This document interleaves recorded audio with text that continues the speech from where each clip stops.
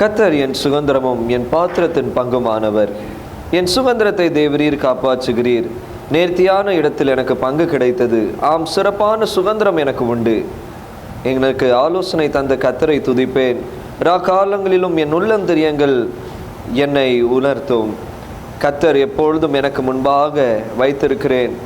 அவர் என் வலது பாரசத்தில் இருக்கிறபடியால் நான் அசைக்கப்படுவதில்லை.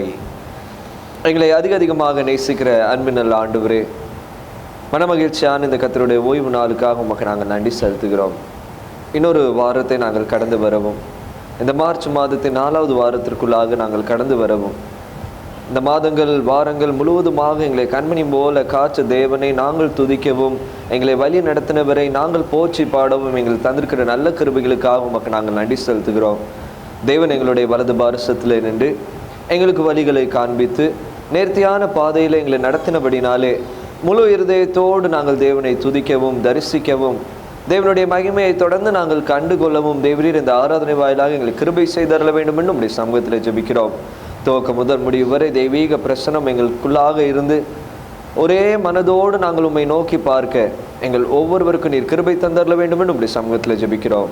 தாழ்த்தி அர்ப்பணிக்கிறோம். நீரே பொறுப்படுத்திக் கொள்ளும். இயேசு கிறிஸ்து நாமத்தினாலே ஜெபிக்கிறோம். அன்பின் பரலோக பிதாவே, ஆமென். தேவனுடைய பரிசுத்த நாமத்திற்கு மகிமையுண்டாக. ஆராதனைக்கு ஆரம்பமாக நாம் யாவரும் எழும்பி நின்று பாமாலையின் 103வது பாடலை நாம் பாடுவோம். ஹிம் நம்பர் 103, என் அருள்நாதா இயேசு என்கிற பாடலை நாம் பாடுவோம். என் அருள்நாதா இயேசுவே, சிலுவை காட்சி பார்க்கையில் பூலோகமே நஷ்டமே என்றோ நன்றே என் உள்ளத்தில் என் மீட்பசி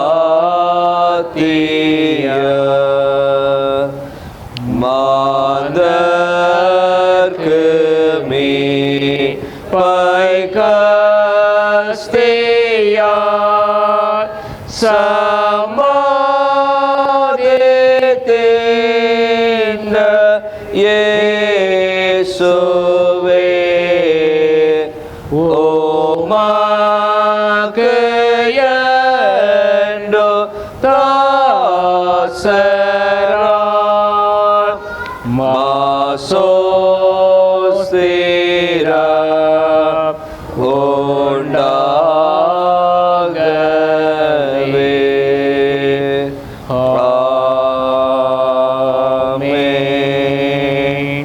ஜெபம் பண்ண கடவோம். பிதா குமாரன் பரிசுத்தாவியானவர் நாமத்தினாலே ஆமென். பரமண்டலங்களில் இருக்கிற எங்கள் பிதாவே, உம்முடைய நாமம் பரிசுத்தப்படுவதாக, உம்முடைய ராஜ்யம் வருவதாக, சித்தப்படுவதை செய்யப்படுவது போல பூமியிலே செய்யப்படுவதாக. அன்னைகளை பற்றி எங்களுக்கு தாரும், எங்களது மக்களை மன்னிக்கிறது போல எங்கள் குற்றங்களுக்கு மன்னியும், சொல்லி பேசிக்கப்படாமல் தீவிரச்சித்துக் கொள்ளோ. ஆமென். எல்லா இருதயங்களையும் எல்லா விருப்பங்களையும் எல்லா ரகசியங்களும் அறிந்திருக்கிற சர்வ வல்லமுள்ள தேவனே, நாங்கள் தேவரீரிடத்தில் பரிபூர்ணமாய் அன்பு கூறவும் நமது பரிசுத்த நாமத்தை உத்தமமாய் மகிமைப்படுத்தவும் எங்கள் கர்த்தராகிய இயேசு கிறிஸ்து நிமித்தம் உமது பரிசுத்த ஆவியானவர் நேவுதலால் எங்கள் இருதயத்தின் சிந்தனைகளை சுத்தம் பண்ணி அருளும்.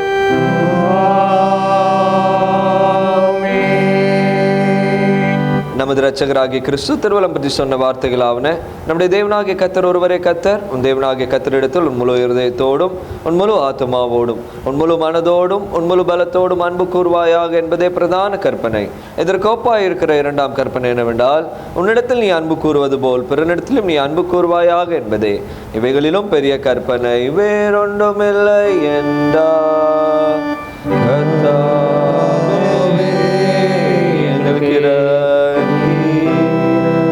இந்த பிரமாணங்கள் எல்லாவற்றையும் எங்களது பத்தர வேண்டும் என்று வேண்டிக் கொள்கிறோம். ஜபமன கடவோம். லெந்தனும் நாட்களின்குரிய 3ஆம் ஞாயிற்குரிய சுருக்க ஜபம். சர்வ வல்லமுள்ள தேவனே, தாழ்மையான உமது அடியார்களை கண்ணோக்கி பார்த்து நாங்கள் கொண்டிருக்கிற விருப்பங்களை நிறைவேற்றி எல்லா சத்துருக்களுக்கும் விரோதமான மகத்துவமான உம்முடைய வலது கரத்தை நீட்டி எங்களை ரட்சித்தருள வேண்டும் என்று எங்கள் கர்த்தராகிய இயேசு கிறிஸ்துவை முன்னிட்டு மனத்தாழ்மையோடு வேண்டிக் கொள்கிறோம்.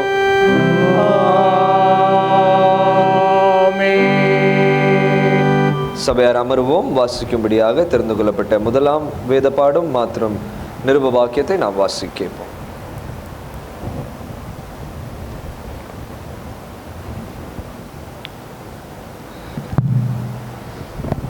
வாசிக்கும்படியாக தெரிந்து கொள்ளப்பட்ட முதலாம் வேத பாடகம் யாத்ராகமம் 33ஆம் அதிகாரம் வசனம் 12 23 வரை.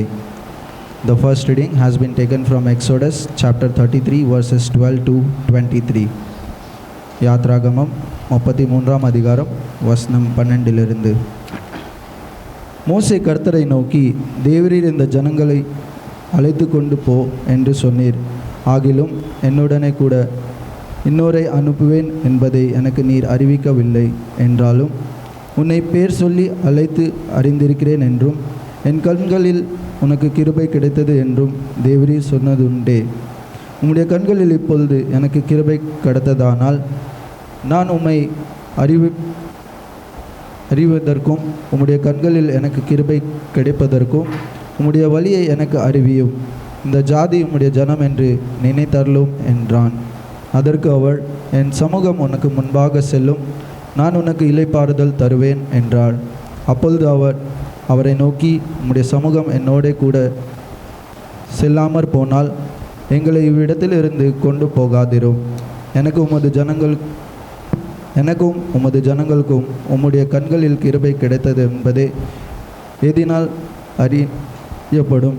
நீர் எங்களோடு வருவதினால் அல்லவோ இப்படியே பூமியின் மேலுள்ள ஜனங்கள் எல்லாரிலும் நானும் உம்முடைய ஜனங்களும் விசேஷித்தவர்கள் என்று விளங்கும் என்றான். அப்பொழுது கர்த்தர் மோசேயை நோக்கி, நீ சொன்ன இந்த வார்த்தையின்படியே செய்வேன். என் கண்களில் உனக்கு கிருபை கிடைத்தது, உன்னை பேர் சொல்லி அழைத்து அறிந்திருக்கிறேன் என்றார். அப்பொழுது அவன், உம்முடைய மகிமையை எனக்கு காண்பித்தருளும் என்றான்.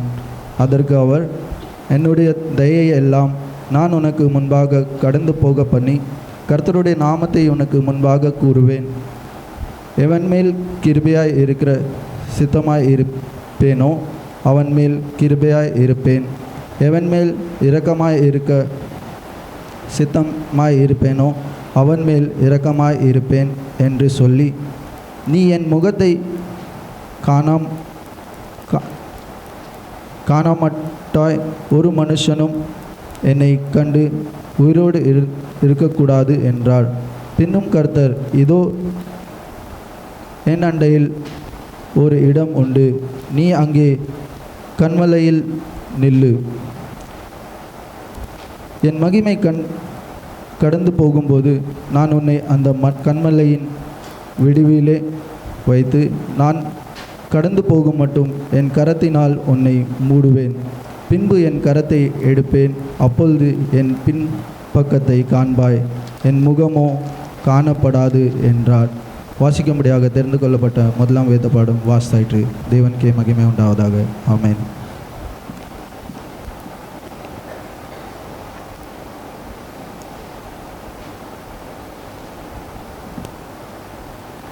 வாசிக்கும்படியாக குறிக்கப்பட்ட நிருப வாக்கியம் 2 கொரிந்தியர் 4ஆம் அதிகாரம் முதல் 6 வசனங்கள். 2 Corinthians chapter 4 verses 1 to 6.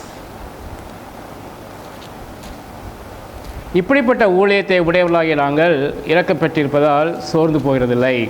வெட்கமான அந்தரங்க காரியங்களை நாங்கள் வெறுத்து தந்திரமாய் நடவாமலும் தேவ வசனத்தை புரட்டாமலும் சத்தியத்தை வெளிப்படுத்துவதனாலே தேவனுக்கு முன்பாக எல்லா மனுஷனுடைய மனசாட்சிக்கும் எங்களை உத்தமர் என்று விளங்க பண்ணுகிறோம். எங்கள் சுவிசேஷம் மறைபொருளாக இருந்தால் கெட்டு போகிறவர்களுக்கே அது மறைபொருளாக இருக்கும். தேவனுடைய சாயலாக இருக்கிற கிறிஸ்துவின் மகிமையான சுவிசேஷத்தின் ஒளி அபிசுவசாலிய அவளுக்கு பிரகாசமாக இராதபடிக்கு இப்பிரபஞ்சத்தின் தேவனானவன் அவளுடைய மனதை குருடாக்கினான். நாங்கள் எங்களையே பிரசங்கியாமல் கிறிஸ்து இயேசுவை கர்த்தர் என்றும் எங்களையோ இயேசுவை நிமித்தம் உங்கள் ஊழியக்காரன் என்றும் பிரசங்கிக்கிறோம். இருளிலிருந்து வெளிச்சத்தை பிரகாசிக்க சொன்ன தேவன் இயேசு கிறிஸ்துவின் முகத்தில் உள்ள தமது மகிமையின் அறிவாகிய ஒளியை தோன்ற பண்ணும் பொருட்டாக எங்கள் இருதயங்களிலே பிரகாசித்தார். வாசிக்கும்படியாக குறிக்கப்பட்ட நிருப வாக்கியம் வாசித்தாயிற்று.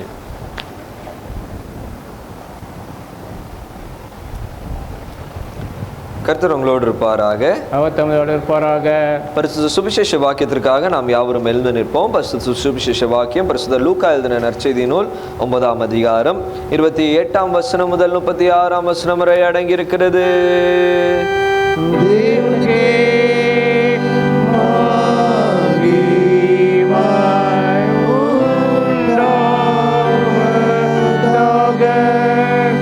The Holy Gospel is taken from Luke chapter 9 verses 28 to 36.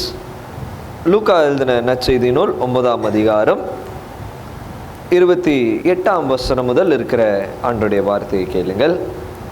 இந்த வார்த்தைகளை இயேசு சொல்லி ஏறக்குறைய 8 நாட்களுக்கு பின்பு அவர் பேதுருவையும் யோவானையும் யாக்கோபையும் கூட்டிக் கொண்டு ஜெபம் பண்ணுகிறதற்கு ஒரு மலையின் மேல் ஏறினார். அவர் ஜெபம் பண்ணுகையில் அவருடைய முக ரூபம் மாறிற்று. அவருடைய வஸ்திரம் வெண்மையாக பிரகாசித்தது. அன்றியும் மோசே எலியா என்னும் 2 பேர் மகிமையோடு காணப்பட்டு அவருடனே சம்பாஷணை பண்ணி அவர் எருசலேமிலே நிறைவேற்ற போகிற அவருடைய மரணத்தை குறித்து பேசிக்கொண்டார்கள். பேதுருவும் அவனோடு இருந்தவர்கள் நித்திரை மயக்கமாயிருந்தார்கள். ஆகினும் அவர்கள் விழித்து அவருடைய மகிமையையும் அவரோடு நின்றவர்கள் 2 பேரையும் கண்டார்கள். அவ்விருவரையும் அவரை விட்டு பிரிந்து போகையில் பேதுரு இயேசுவை நோக்கி, ஐயரே, நாம் இங்கே இருக்கிறது நல்லது. உமக்கு ஒரு கூடாரமும் மோசைக்கு ஒரு கூடாரமும் எலியாவுக்கு ஒரு கூடாரமுமாக 3 கூடாரத்தை போடுவோம் என்று தன் சொல்லுகிறது இன்னதென்று அறியாமல் சொன்னான். இப்படி அவன் பேசுகையில் ஒரு மேகம் வந்து அவர்கள் மேல் நிழலிட்டு அவர்கள் அந்த மேகத்துக்குள் பிரவேசிக்கையில் சீஷர்கள் பயந்தார்கள். அப்பொழுது, இவர் என்னுடைய நேசகுமாரன், இவருக்கு செவி கொடுங்கள் என்று மேகத்திலிருந்து ஒரு சத்தம் உண்டாயிற்று. அந்த சத்தம் உண்டாகையில் இயேசு ஒருவரே காணப்பட்டார். தங்கள் கண்டவைகளை ஒன்றும் அவர்கள் அந்நாட்களிலே ஒருவருக்கும் சொல்லாமல் அடக்கி வைத்து கொண்டார்கள் என்றார் என்பது.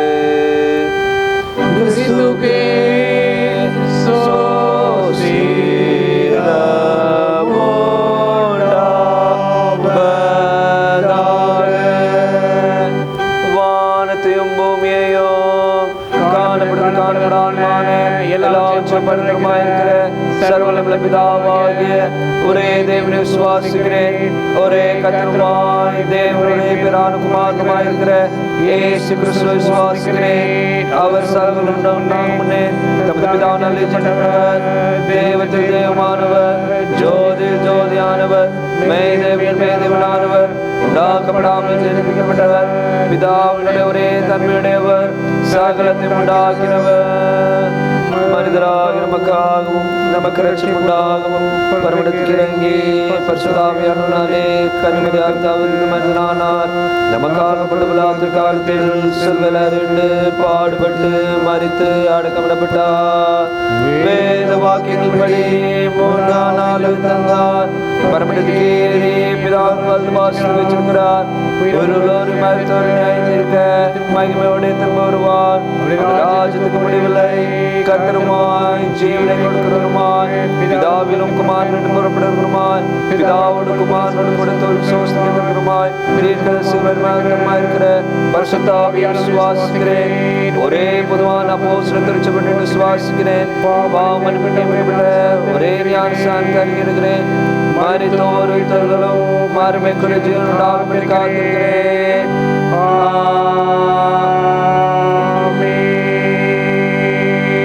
சபையார் அமர்வோம்.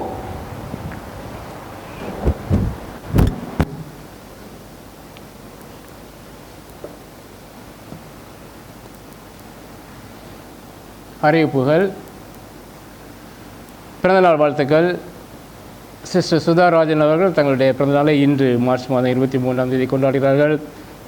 திருச்சபையின் சார்பாக பிறந்தநாள் வாழ்த்துக்களை அவர்களுக்கு தெரிவிக்கிறோம். கர்த்தர் கொடுத்த வாக்குத்தத்தம் சங்கீதம் 34:8. கர்த்தர் நல்லவர் என்பதை ருசித்து பாருங்கள், அவர்கள் மேல் நம்பிக்கையாக இருக்கிற மனுஷன் பாக்கியவான்.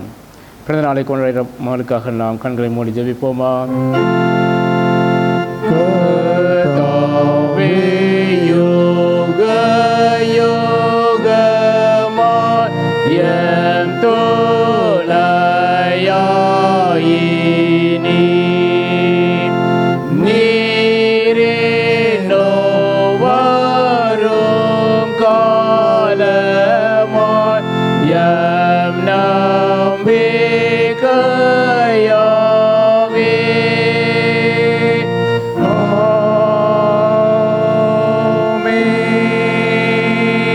நல்ல பிதாவே, இந்த அருமையான நேரத்துக்காக கோடான கோடி நன்றி ராஜா. இப்பொழுதும் கத்தாவே, இன்றைய தினத்திற்கு கத்தாவே தங்களுக்கு பிறந்தநாளை கொண்டாடுகிற சுதா சிஸ்டர் என்னுடைய கருத்தில் நாங்கள் கொண்டிருக்கிறோம் ராஜா.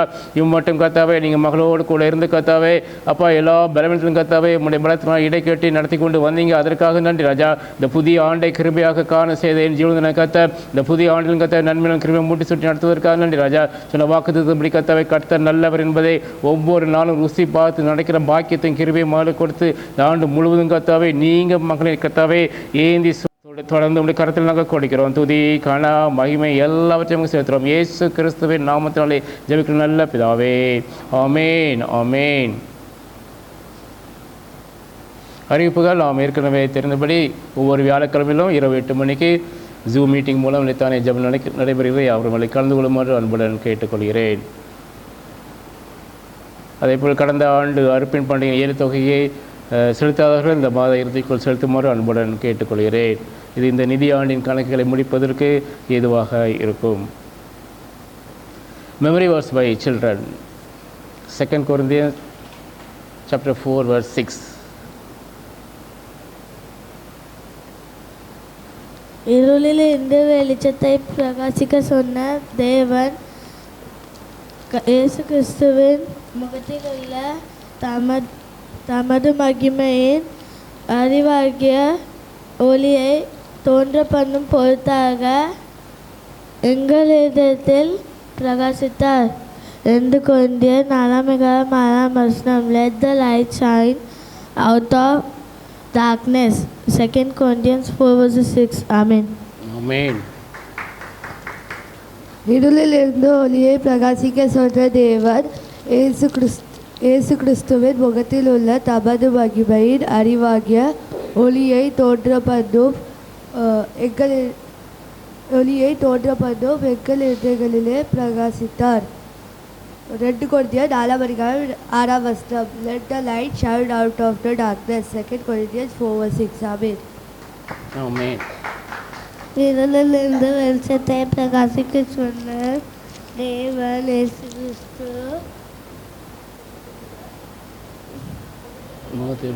முகத்தில் உள்ள தமது மகிமையின் அறிவாகிய ஒளியை தோன்ற பண்ணும் பொருட்டாக எங்கள் இதயங்களை பிரகாசித்தார். குழந்தை 4ஆம் அதிகாரம் 4ஆம் வசனம். Let the light shine out of darkness. out of darkness. 2 Corinthians 4 verses 6. Amen. Amen.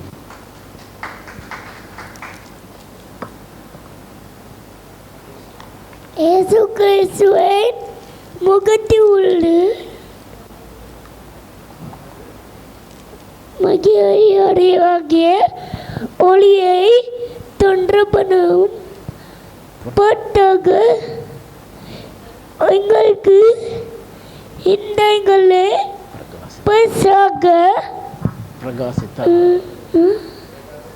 பதாசாரதார் 2 Corinthians 4:6. Amen. Amen. அப்பட்ட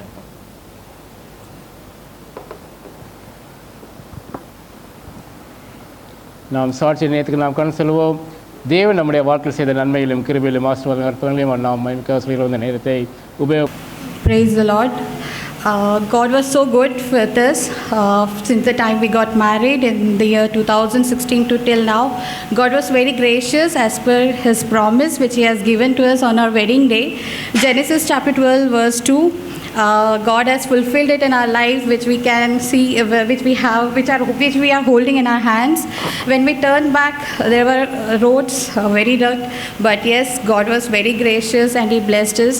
God blessed our pregnancy, my pregnancy journey, and He blessed us with twins. Last year when we were attending Maundy Thursday service, so Stephen uncle called me and he gave me the prophecy word that because I had been through a very 4 losses of life happened in our family, and that time I lost my grandpa as well. So during that time I was attending Maundy Thursday service. So just the service ended and I got the call and I got the prophecy saying that God is going to end these days of mourning very soon, and you are going to be blessed, and God is going to give you the double fold of blessing. I thought it will be something else. I never expected this. Yes, we have prayed for the child for many years, and then now time came where we stopped praying for it. People would have definitely asked us about child, and we would have said that we haven't planned yet. God knows our heartaches, and so I stored up everything in our heart. And one Sunday when we were Thursday when we went to discipleship program, again God said through the pastor of our church saying that the blessing of Rebecca is coming upon you, and he called both of us and prayed for us specially. Same month, within 21 days I got pregnant, and God was so good. And on our 3rd month my thyroid level went very low, 0.08, and again when we went for checkup, doctor said that you may have to terminate 1 or 2, something like that. But yes, everyone, mommy, daddy, and all the prayer warriors were praying for me, and God was so good that in my 3rd month again when we did the series of tests, everything came normal. Both the child were active, every organ of their body was developed, and so God was protecting the child. Even in the month of October I had premature pain, and I thought it was just a normal pain, and I just laid down at home. And evening when we went for checkup, doctor said that you have to go for waist tightening ASAP, and you have to be in bed rest. That time mommy daddy were in Chennai. We called them, they came. The same week, Thursday, I went through the surgery. God's hand was with me holding throughout the process, and then I was in bed rest. And in December our ayah also came, he prayed for us, and the child they were born in the 7th month, that is 31.4th week. premature babies. They were in NICU, but God was very gracious in taking care of both the kids. And when the child was born, my son was not crying. But before operation, as usual, doctor says that you start praying. I was praying. God led me in tongues, and He showed me the verses from Genesis, saying God created everything. I started thanking God, and I said, God, you created human being in your image. So I declare that my children are being created in your image. They are carrying your DNA. They are carrying your nature, characteristics, everything they are going to inherit from you. And your breath, you are breathing in their nostrils. I had no idea what is happening because doctor didn't disclose anything to me until I asked what is the gender of the child. They told me wait. Last moment when they shifted the children to NICU, then only they told me you're blessed with one girl and a boy. Girl is the firstborn and the boy is the second-born child. I said, I want to see the kids. They said, no, they are being transferred to NICU. And of course, as a mother, I started crying. They allowed me to see the kid on 1st of January. And after that, every day we used to go to hospital, seeing the kids in NICU. It was very tough. Even though I got discharged on January 2, every day heart aches actually for the kids not being with us. But God honored our prayers. God knows our heart aches. God knows the prayer that we had in our heart. And God acknowledged when we brought them home. They were very tiny, 1.5 kg kids.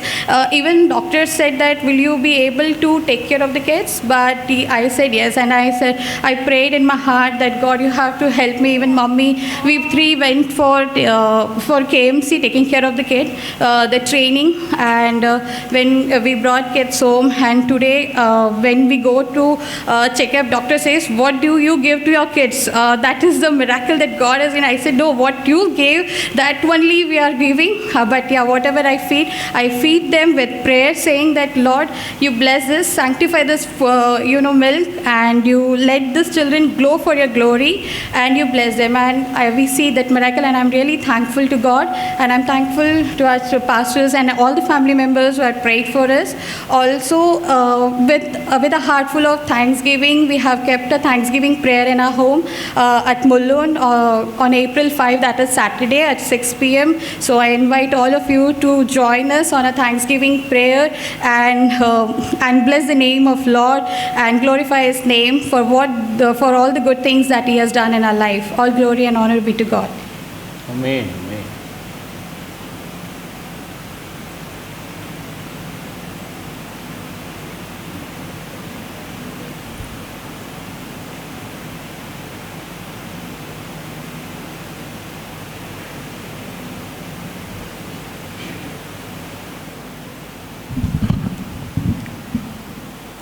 கர்த்தருடைய பரிசுத்த நாமம் மகிமைப்படுவதாக. என்னையும் உங்கள் மத்தியில் ஒரு சாட்சியாக நிறுத்தி தேவனுக்கு கூடான கூடி நன்றி செலுத்துகிறேன். நான் முன்னமே உங்களுக்கு சொன்ன மாதிரி என்னுடைய அம்மாவுக்கு வந்து ஊரில் காலில் ஒரு புண்ணு இருந்தது. ஆனால் அவங்க வந்து இந்த சுகர் மாத்திரையெல்லாம் ஒரு மாதமாக அது டாக்டர்கிட்ட காட்டும்போது அந்த சுகர் உங்களுக்கு நார்மலாக இருக்குன்னு சொன்ன உடனே அவங்க சுகர் மாத்திரை அப்படியே நிப்பாட்டிட்டாங்க. நிப்பாட்டினதுக்கப்புறம் அந்த காலில் புண்ணு வந்து கொஞ்சம் பெருசாகிடுது. பெருசாகி அப்படி அவங்க வந்து இது என்னமோ புண்ணு அப்படின்னு இப்போ டாக்டர்கிட்ட காட்டியிருக்காங்க. அதை அவங்க டாக்டர் பார்த்து சொல்லிட்டாங்க, இது சேத்து புண்ணு மாதிரி இருக்குது, வேறு ஒன்றும் இல்லை, நீங்கள் பயப்படண்டா அப்படின்ட்டு இது பண்ணிட்டாங்க. ஆனால் ரொம்ப நாளாக வச்சு பார்த்துக்கிட்டே இருந்தோம். பார்த்து டாக்டர்கிட்ட எல்லாம் காட்டிட்டு மருந்து வாங்கிட்டு தான் இருந்தாங்க. அதனால் புண் ஆறாமல் அப்படியே ரொம்ப ஒவ்வொரு நாளும் குழியாக பெருசாகிட்டுது. பிறகு லாஸ்ட்டில் தான் போய் காட்டினதுக்கப்புறம் அவங்க பார்த்து சொல்லிட்டு இது சுகர் வந்தது, இது வந்து அப்படி விரலெல்லாம் அழுகி போச்சுது, அழுகி எடுக்க வேண்டிய நிலைமை ஆகிட்டுது. அதனால் இப்போ 2 வாரத்துக்கு முன்னால் தான் அது ஒரு விரலை எடுக்க வேண்டியிருக்கும், எடுத்தால் தான் நல்லாயிருக்கும், இல்லை அப்படின்னா நீங்கள் ரொம்ப கால் ஃபுல்லாக எடுக்க வேண்டியிருக்கும் அப்படின்ட்டாங்க. அப்புறம் 2 வாரத்துக்கு முன்னால் போய் ஒரு விரலை மட்டும் இப்படி எடுத்துகிட்டு வந்துட்டாங்க. விரலை எடுத்தாச்சு, எடுத்து அன்றைக்கி கெட்டுப்பட்டு வந்த அன்றைக்கி நல்லா இருக்குது அப்படின்னாங்க. அதுக்கப்புறம் வந்து அவங்களுக்கு வந்து அந்த க்ளீன் பண்ணி வேறு பட்டி போடும்போது வந்து அவங்களால தாங்க முடியலை, அந்த வரி வலி இருக்குது. டெய்லி அந்த இது 2 நாள் விட்டு 2 நாள் கழித்து போனோம். ஆனால் அவங்க வந்து இது பிறகு நான் சொன்னேன் அவங்ககிட்ட, நீங்கள் ஏதாவது சொல்லி அந்த இடத்துல வலிக்காதபடிக்கு இருந்து அந்த இடம் அவங்க க்ளீன் பண்ணும்போது வலிக்காமல் இருக்கிறதுக்கு ஏதாவது ஊசி போட்டு க்ளீன் பண்ண சொல்லுங்கள், அவங்களால தாங்க முடியலை அப்படின்ட்டு. ஆனால் அப்படி பண்ண மாட்டேன் அப்படின்ட்டாங்க. பண்ணாமல் தான் அப்படி பண்ணிகிட்டு இருந்தாங்க. ஆனால் முந்தின நாளைக்கு அவங்களால தாங்க முடியாமல் அவங்க அவங்களால ராத்திரி தூங்க முடியல. அதனால் ஒரு சேலை எடுத்து கழுத்தில் கட்டிட்டு அவங்க அப்படி இருக்கிட்டாங்களாம். நான் உயிரோடு இருக்கிறதோட செத்துறது நல்லது, எனக்கு பின்னால் எல்லாருக்கும் கஷ்டமாக இருக்குது அப்படின்ட்டு. ஆனால் அந்த நேரத்தில் அவங்களுக்கு ஒரு சத்தம் கேட்டு தான், நீ மரிச்சா எங்கே போவோம் அந்த நேரத்தில் அப்படின்ட்டு ஒரு சத்தம் கேட்டுது. அதுக்கப்புறம் 2-3 வசனத்தெல்லாம் காட்டியிருக்கிறாங்க, அவங்க கண்மனெல்லாம் வந்திருக்குது. அதனால சரி நம்ம செய்யக்கூடாது அப்படின்ட்டு எடுத்துட்டாங்க. அப்புறம் சொன்னதுக்கப்புறம் வேற ஒரு டாக்டர்கிட்ட கூட்டிகிட்டு போய் காட்டினோம். அவங்க சொல்லிட்டாங்க, நீங்கள் இந்த விரல் எடுக்க வேண்டிய தேவையே இருந்திருக்காது, நீங்கள் எதுக்காக விரல் எடுத்தீங்க, இது விரல் எடுத்தது சரி கிடையாது. அதனால் இது நான் இனிமேல் இதை சோனோகிராஃப் பண்ணி பார்த்து அதுக்கப்புறம் அதில் என்ன மிஸ்டேக் எப்படி இருக்குதுன்னு சொல்லி அதுக்கப்புறம் நான் மண்டே தான் உங்களுக்கு சொல்லுவேன். மண்டே நீங்கள் வாங்க, மண்டே வந்தோடனே ஒரு சோனோகிராஃப் எடுத்து அதை பார்த்து இந்த இடத்து வரைக்கும் பிளட் சர்க்குலேட் ஆகுது இல்லை அப்படிங்கிற பார்த்து அதுக்கப்புறம் எல்லாம் ட்ரீட்மெண்ட் பண்ணுறேன் அப்படின்னு இருக்காங்க. ஆனால் நாங்கள் அதுக்காக நீங்கள் எல்லோரும் ஜெபிச்சு விடுங்க. நாளைக்கு அது சோனோகிராஃப் எடுத்து டெஸ்ட் பண்ணி அதுக்கப்புறம் அது என்ன பண்ணணும் அப்படின்னு நாளைக்கு தான் தெரியும் அவங்களுக்கு. ஆனால் அவங்களை அந்த வலியை தாங்கிறதுக்காக நீங்கள் எல்லோரும் உங்களுக்கு ஜெபங்களில் நினைத்துக்கொள்ள மாதிரி கேட்டுக்கொள்ளுது. சர்ச்சை ஆசிரியர் ஆமீன்.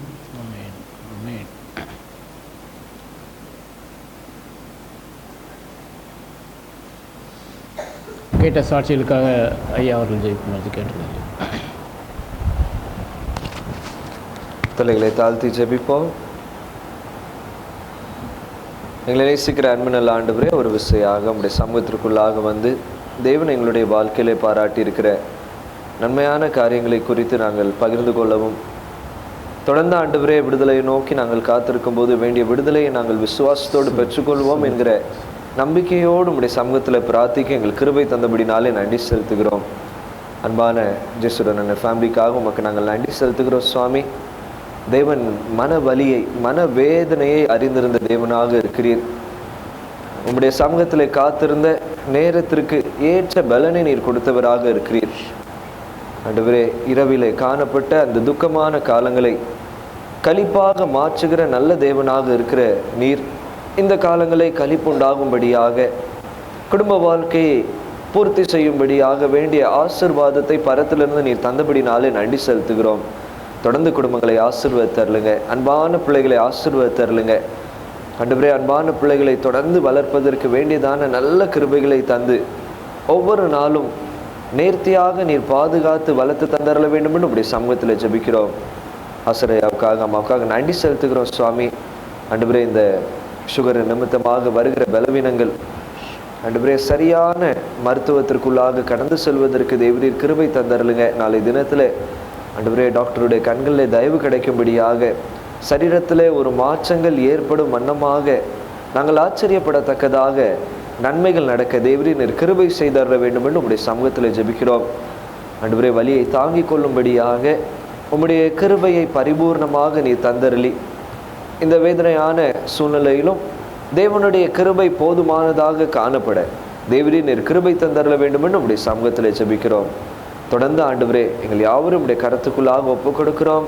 நன்மையான காரியங்களை தொடர்ந்து எங்கள் ஒவ்வொருவருடைய வாழ்க்கையிலே செய்து நாங்கள் தொடர்ந்து நேர்த்தியாக உமக்கு துதி பலிகளை ஏறெடுக்க எங்களுக்கு கிருபை செய்தார்களும் தாழ்த்தி அர்ப்பணிக்கிறோம். நீரே பொறுப்படுத்திக் கொள்ளும். இயேசு கிறிஸ்து நாமத்தினாலே ஜெபிக்கிறோம் அன்பின் பரலோக பிதாவே. ஆமென். ஆமென். இந்த பாரும் கர்த்தரே, என் செய்கை யாவையும் நீர் காணுமாறு காணவே, என்னில் பிரகாசியும்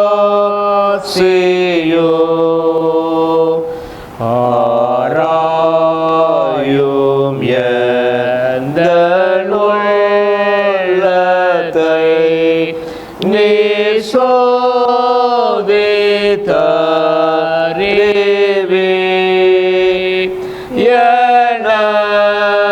எனந்தரங்க பாவத்தை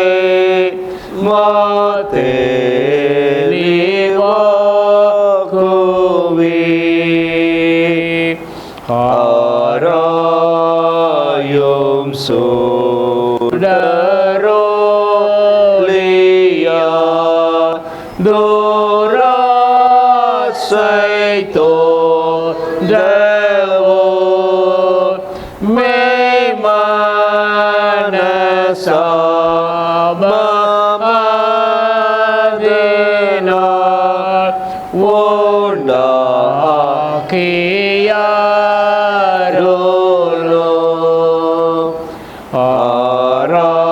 ஆராயும் சேந்தையோ சனை எவகை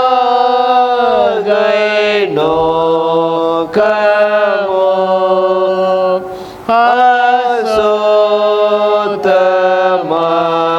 அசுத்தமானோர் பாவனை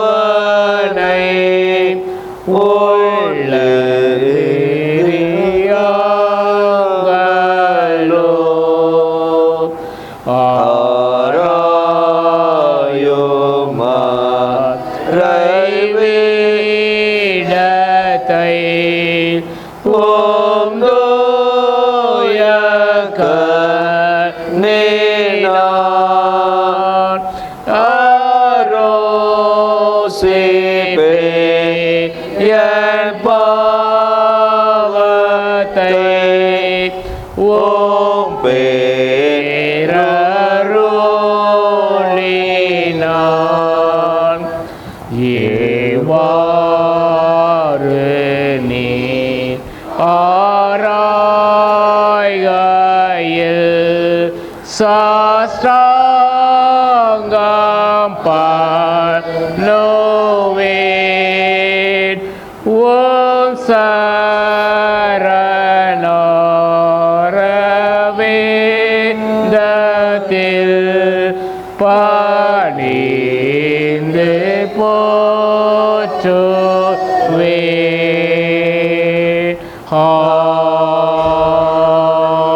ஆமென்.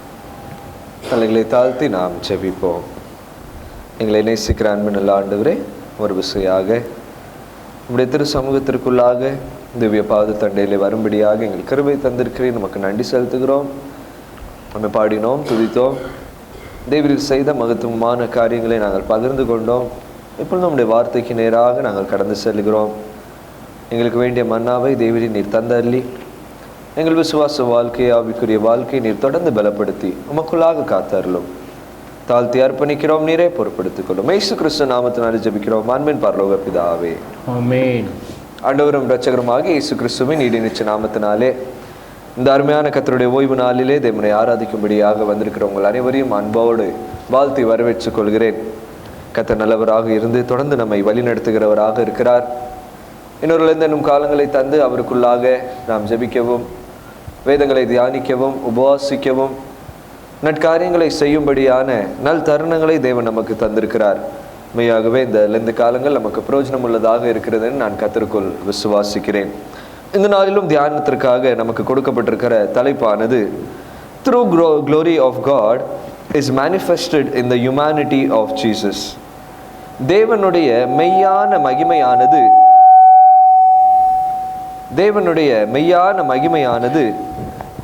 இயேசு கிறிஸ்துவனுடைய மனது அவதாரத்திலே வெளிப்படுத்தப்பட்டிருக்கிறது.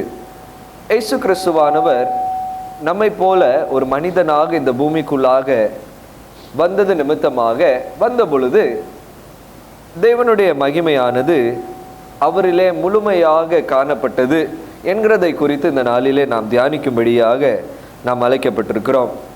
இயேசு கிறிஸ்துவானவர் தேவ ரூபமாக இருந்து தேவ சாயலை தரித்து தேவனை போல இருந்தவராக இருந்து அவர் தம்முடைய அந்த தேவ சாயலை தானாகவே வெறுமையாக்கி இந்த பூமிக்குள்ளாக மனித சாயலை என்ன செய்தார்?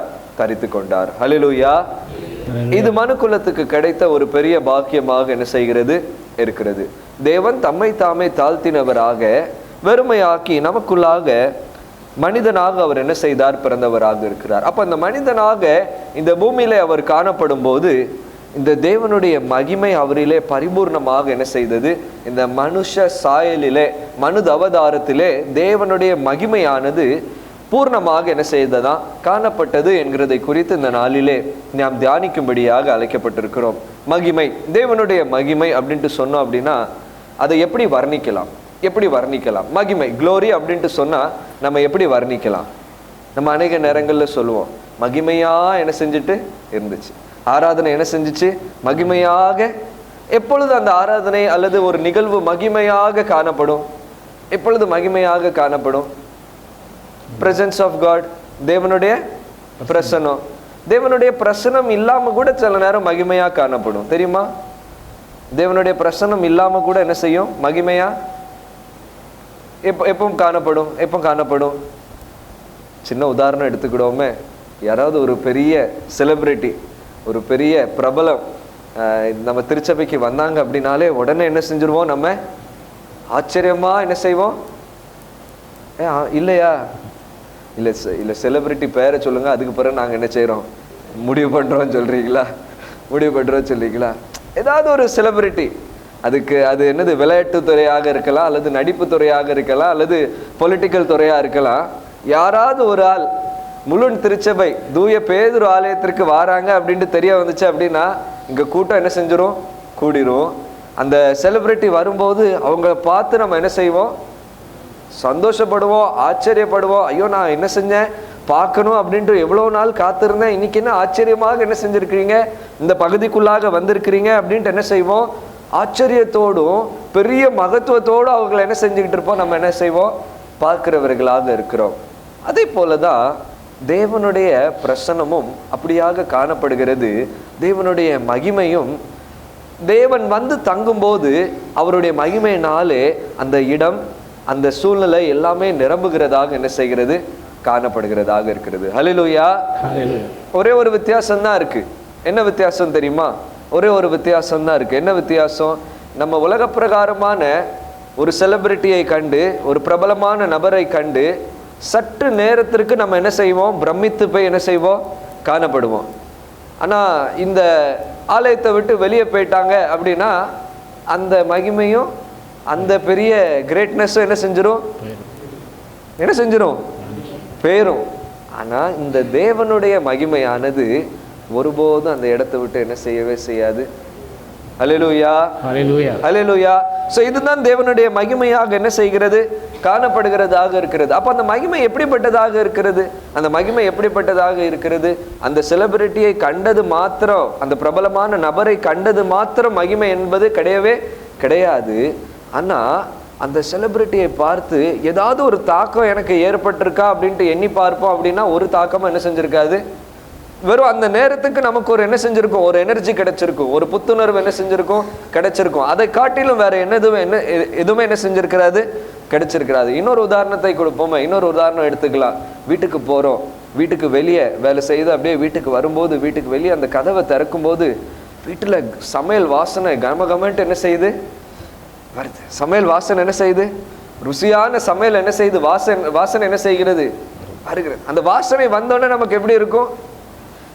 வாசனை வந்தோடனே எப்படி இருக்கும்? வயிறு நிறைஞ்சிருமா? இல்ல. ஆனா அந்த ஸ்மெல் எப்படி செய்யும்? அந்த வாசனை எப்படி செய்யும்? ரொம்ப தூக்கலா என்ன செய்யும்? நமக்கு வரும். அந்த வாசனை என்ன செய்கிறது? நம்மை அந்த கிச்சனுக்கு நேராக கொண்டு போறது, டைனிங் டேபிளுக்கு நேராக, பிளேட்டுக்கு நேராக என்ன செய்கிறது? கொண்டு போகுது. இப்போ அங்க போனோன்னா அந்த சாப்பாடு என்ன செய்யணும்? அந்த சாப்பாடு என்ன செஞ்சிடணும்? சாப்பிடணும். சாப்பாடை சாப்பிட்ட பிறகு அந்த நறுமணமானது, அந்த வாசனையானது என்னுடைய பசி என்ன செய்கிறது? அப்படிதானே? பசி என்ன செய்கிறது? திருப்தி ஆக்குறது. இப்போ திருப்தியான பிறகுதான் அதோட முடிஞ்சிடாது.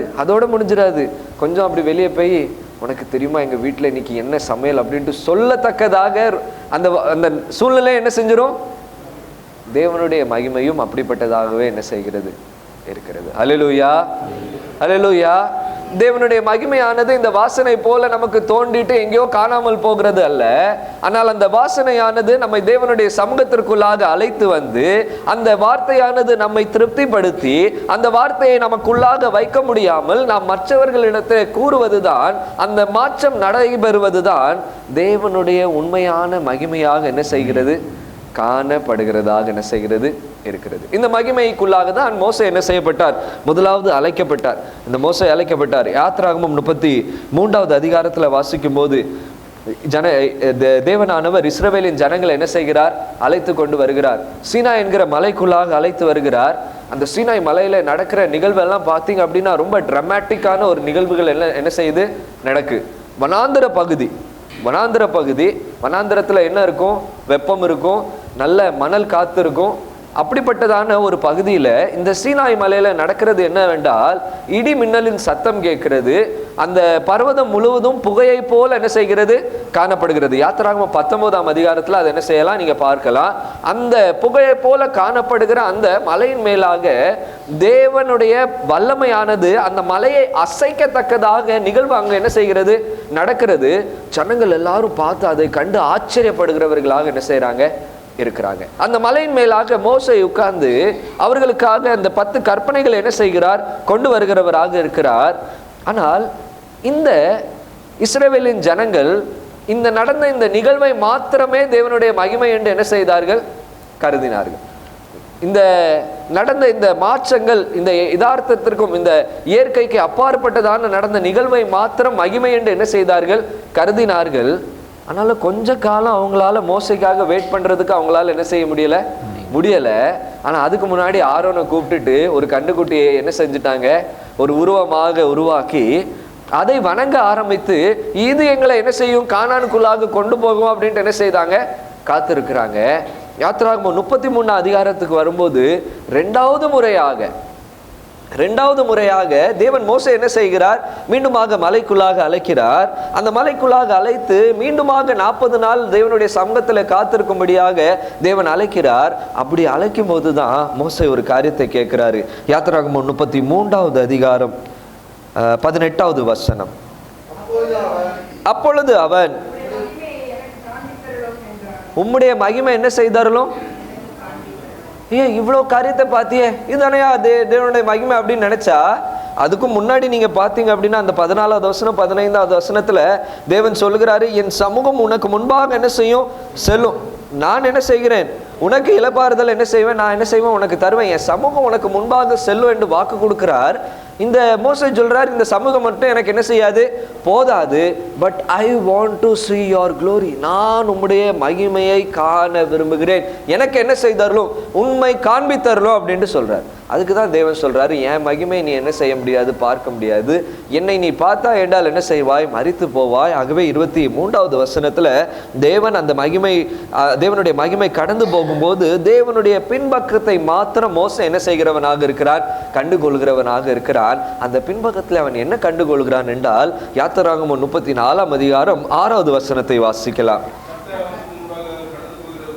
கர்த்தர் அவனுக்கு முன்பாக கடந்து போகிற போது அவர் கர்த்தர் இரக்கமும் கிருபையும் நீடிய சாந்தமும் மகாதயவும் சத்தியமும் உள்ள தேவன். அவன் எனக்கு புரிஞ்சு கொண்டான், தேவனுடைய மகிமை என்றால் என்ன, தேவனுடைய நாமம் என்றால் என்னவென்றால், அவர் அவனுக்கு முன்பாக சென்று, நானே கர்த்தர், நான் இரக்கமும் கிருபையும் நீடிய சாந்தமும் மகாதயமும் சத்தியமும் உள்ள தேவனாக என்ன செய்கிறேன்.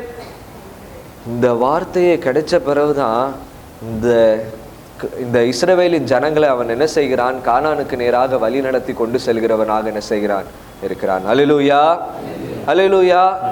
தேவனுடைய மகிமையை கிட்டத்தட்ட முழுமையாக கண்டு கொண்ட மனிதனில் ஒருவன் யாராக இருக்கிறார்? மோசேயாக என்ன செய்கிறார்? இருக்கிறார். இந்த மகிமை இந்த தேவனுடைய சமூகத்திற்குள்ளாக நிறைவாக வைக்கப்பட்டிருந்தது. இந்த மகிமையை தேவன் என்ன செய்கிறார்? பழைய ஏற்பாட்டிலே வருகிற பலவிதமான தேவனுடைய நபர்களுக்கு என்ன செஞ்சு கொண்டே இருக்கிறார்? வெளிப்படுத்தி கொண்டே இருக்கிறார். நான் பயங்கரம் உள்ள தேவன், நான் பராக்கிரம் உள்ள தேவன் என்கிறதை காலத்திற்கும் அவர் என்ன செய்து கொண்டே இருக்கிறார்? வெளிப்படுத்தி கொண்டே இருக்கிறார். அவருடைய மகிமை எப்படியாக இருக்கிறது? அந்த சிங்காசனத்திலே வைத்து கேருபீன்கள் சேராபீன்கள் உம்முடைய நாமம் பரிசுத்தம் பரிசுத்தம் பரிசுத்தம் என்று என்ன செய்து கொண்டிருக்கிறதா? ஓயாமல் போச்சு கொண்டிருக்கிறதா? பூமி எங்கும் உம்முடைய மகிமையால் என்ன செய்யப்பட்டிருக்கிறது? நிறைந்திருக்கிறது என்பதை இந்த கேருபீன்கள் சேராபீன்கள் அவரை போற்றி அந்த மகிமை என்ன செய்து கொண்டிருக்கிறது? பிரஸ்தாபப்படுத்தி கொண்டிருக்கிறது. அந்த மகிமையை தேவன் இயேசு கிறிஸ்துக்குள்ளாக மனுஷ அவதாரத்திலே வைத்து நமக்காக இந்த பூமியில என்ன செய்தார்? அனுப்பினார். அல்லேலூயா. யோவான் 1ஆம் அதிகாரம் 14வது வசனம். யோவான் 1ஆம் அதிகாரம் 14வது வசனம். அந்த வார்த்தை மாம்சமாகி கிருபையினாலும் சத்தியத்தினாலும் நிறைந்தவராக நமக்குள்ளே வாசம் பண்ணினார். அவருடைய மகிமையை கண்டோம். அது பிதாவுக்கு ஒரே பேரானவருடைய மகிமைக்கு ஏற்ற மகிமையாகவே என்ன செய்ததா? இது யார் சாட்சி கொடுக்கா? யோவான் என்ன செய்கிறான்? சாட்சி கொடுக்கிறான். எதுக்கே சாட்சி கொடுக்கிறான்? என்ன சாட்சி கொடுக்கிறான்? இந்த இயேசு கிறிஸ்துவிலே நாங்கள் கண்ட மகிமை எப்படியான மகிமையாக இருந்தது, பிதாவிலே எப்படி மகிமை இருந்ததோ, பிதாவுக்கு ஒரே பேரான குமாரனுக்கு எப்படி மகிமை இருந்ததோ அதே மகிமை நாங்கள் என்ன செய்தோம்? கண்டுகொண்டோம். எப்படியா கண்டுகொண்டோம்? நாங்கள் இப்படிதான் என்ன செஞ்சோம்? ஒரு திருமணத்திற்கு என்ன செஞ்சோம்? கடந்து போனோம். அப்போ அங்கே என்னது இல்லை? திராட்சரசம் இல்லை. அந்த திராட்சரசம் இல்லாத குறைவை தேவன் என்ன செஞ்சாரு? நிறைவாக மாற்றி என்ன செய்தாரு? தந்தாரு. ஐயா, அநேக பேர் இயேசு கிறிஸ்துவானவர் கூட சமூகத்துல வந்தாங்க. ஒருத்தனுக்கு கண்ணு தெரியல, ஒருத்தன் பிறவி குருடனா இருந்தா. எல்லாரும் சொன்னாங்க அவனை சுத்தி, இது இவன் செஞ்ச பாவமோ இவன் பெற்றோர் செஞ்ச பாவமோ. ஆண்டவர் சொன்னார், இல்ல இல்ல, தேவனுடைய நாமம் மகிமைப்படும்படியாக என்ன செஞ்சது? இதெல்லாம் என்ன செஞ்சது? நடந்தது அப்படின்ட்டு தேவனுடைய மகிமையை அற்புதத்தின் மூலமாக என்ன செய்தார்? வெளிப்படுத்தினவராக இருந்தார். தேவன் 5000 பேர்கள் என்ன செஞ்சாங்க? அப்பம் இல்லாமல் இருந்தாங்க, ஆகாரம் இல்லாம இருந்தாங்க. அப்போ இந்த இயேசு கிறிஸ்துவானவர் வந்து 5000 பேரை நீங்க உட்காருங்க, நான் உங்களுக்கு என்ன செய்யறேன்? பந்தி போடுறேன் அப்படின்னு சொல்லிட்டு அவர்களுக்கு என்ன செய்கிறாரு? 5 அப்பம் 2 மீனை பிரித்து என்ன செய்கிறாரு? கொடுக்கிறாரு. எல்லாரும் திருப்தியாய் என்ன செய்யறாங்க? தேவனை போற்றுறாங்க. அந்த 5 அப்பம் 2 மீனை தேவனுடைய சமூகத்தில் வைத்து அதை என்ன செய்கிறவராக இருக்கிறார்?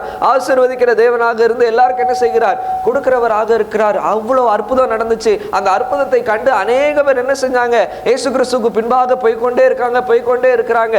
ஆனா இயேசு கிறிஸ்துவானவர் பின்ன பார்த்து சொல்றாரு, நான் கொடுத்த அப்பத்துக்காக என்ன செய்யாதீங்க? என் பின்ன வராதீங்க. ஆனால் அப்பத்தை காட்டிலும் என்னுடைய வார்த்தை, என்னை பிதா அனுப்பின நோக்கத்தை நம்பினவர்களாக என்ன செய்யுங்க? என்னை பின்பற்றி என்ன செய்யுங்க? வாங்க. அப்படி பின்பற்றின சீஷர்களை கொண்டுதான் இந்த மலைக்குள்ளாக வாசிக்கேட்ட நிருப வேத பகுதி லூக்கா 9ஆம் அதிகாரத்தில் அவர் என்ன செய்கிறார்? மறுரூபமாகும்படியாக அவர் என்ன செய்கிறார்? மறுரூப மலைக்குள்ளாக கடந்து போகிறவராக இருக்கிறார். லூக்கா 9ஆம் அதிகாரத்திற்கு வரும்போது அங்க அவர் போய் நிற்கும்போது, ஜெபம் பண்ணும்போது அவருடைய முகரூபம் என்ன செய்கிறதா? என்ன செய்கிறது? மாறுகிறது.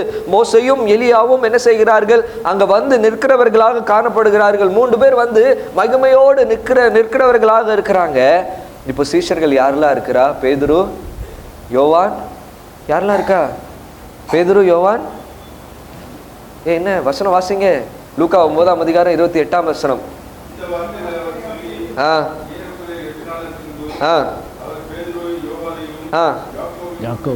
யார் யாரு? பேதுரு, யோவான்.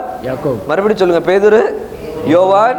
மறந்துடக்கூடாது. சரி, இதான் ஒரு ரொம்ப க்ளோஸான ஒரு சர்க்கிள். பேதுரு, யோவான், யாக்கோபு. இந்த 3 பேர் அவர் என்ன செய்கிறார்? கொண்டு என்ன செய்கிறார்? மறுவ மலைக்கு போகிறார். அங்க ஒரு டிராமட்டிக்கான ஒரு சீனை மறுபடியும் என்ன செய்யறாங்க? கண்டுகொள்றாங்க. மறுபடியும் என்ன செய்கிறது?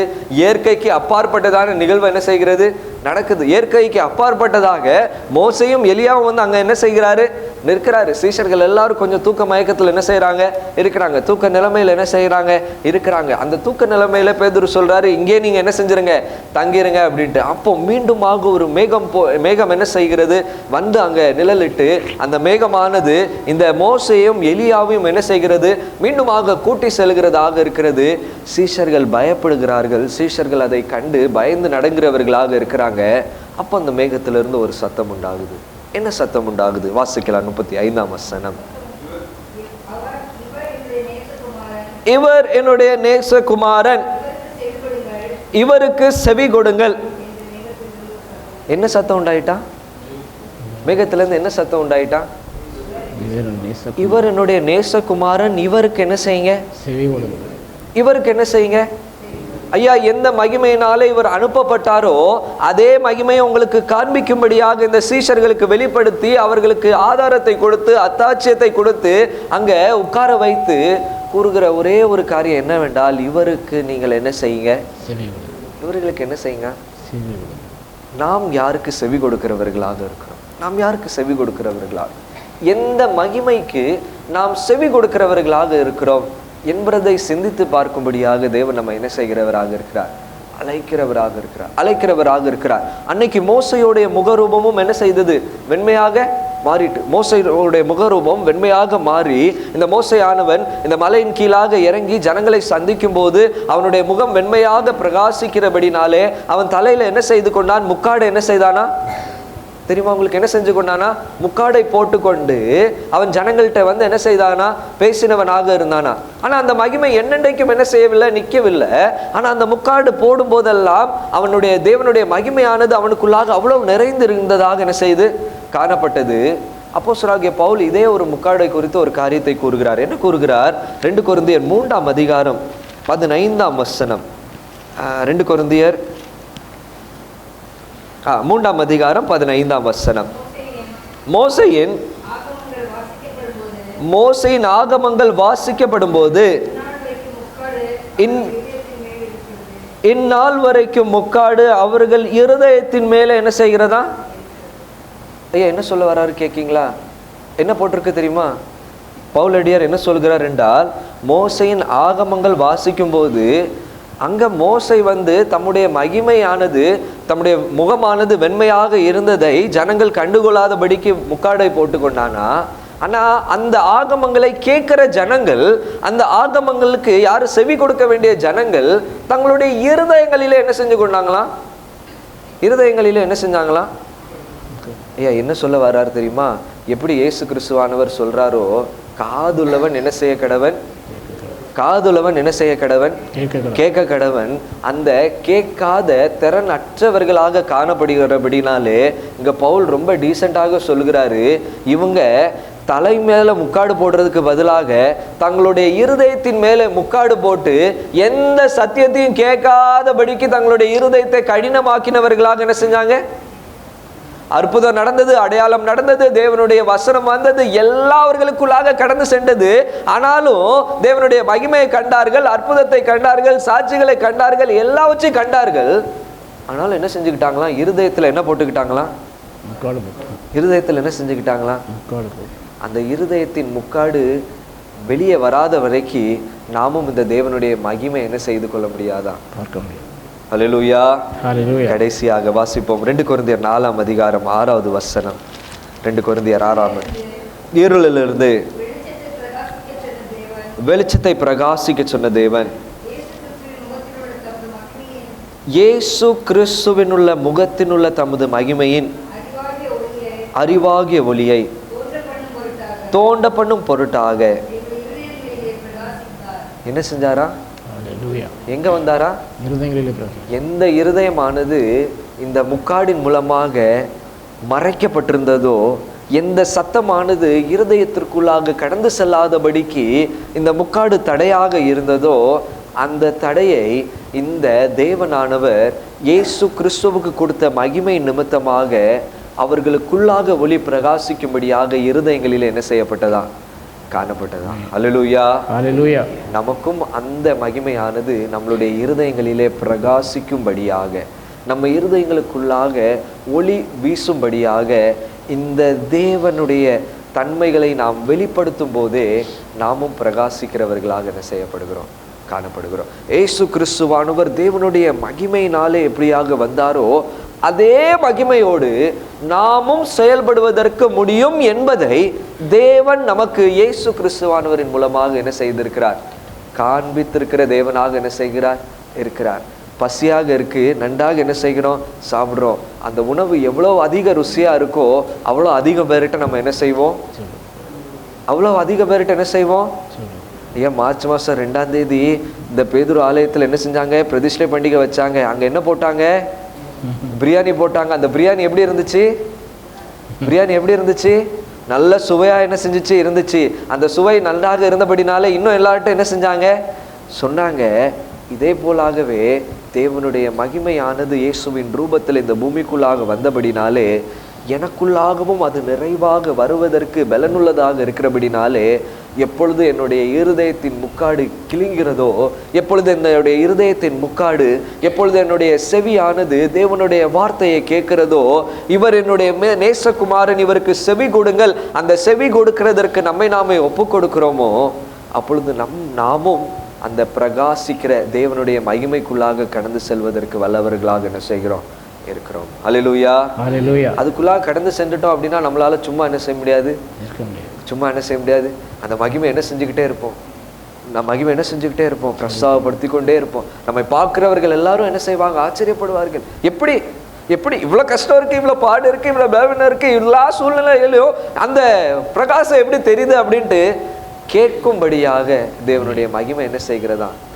நம்மை பிரகாசிக்க பண்ணுகிறதாக இருக்கிறது. எந்த மகிமையானது எந்த தேவனுடைய மகிமையானது இயேசு கிறிஸ்துவை பிரகாசித்ததோ அதே மகிமையானதும் நம்மையும் பிரகாசிக்க கடவதாக, அந்த பிரகாசத்தின் ஒளிக்குள்ளாக நாமும் நடக்க கடவோம். அப்படிப்பட்டதான கிருபைகளை தேவன் நமக்கு தந்து நம்மளுடைய தனிப்பட்ட வாழ்க்கை, நம்மளுடைய குடும்ப வாழ்க்கை, நம்முடைய திருச்சபை வாழ்க்கை, விசேஷமாக இந்த லெந்தனும் காலங்களுக்குள்ளாக நாம் வந்திருக்கும் போது நமக்குள்ளாக, நம்மளுடைய இருதயங்களுக்குள்ளாக இருளாக காணப்படுகிற தன்மைகள், இருளாக நம்மளுடைய இருதயங்களிலே காணப்படுகிற கரைகள், இருளாக நம்மளுடைய சமூகத்திலே நம்மளுடைய எண்ணங்கள், அதை எல்லாவற்றையும் இந்த தேவனுடைய மகிமையானது பிரகாசிப்பதற்கு வல்லமையாக என்ன செய்கிறது? இருக்கிறது. அவருடைய சமூகத்தில் நாம் ஒப்பு கொடுப்போம். தொடர்ந்து அவருக்குள்ளாக பிரகாசிக்கும்படியான கிருபைகளை தேவன் நமக்கு தந்தருள்வார். தேவன் தாமே இந்த திருவார்த்தையை ஆசீர்வதித்து வழிநடத்துவாராக. ஆமென்.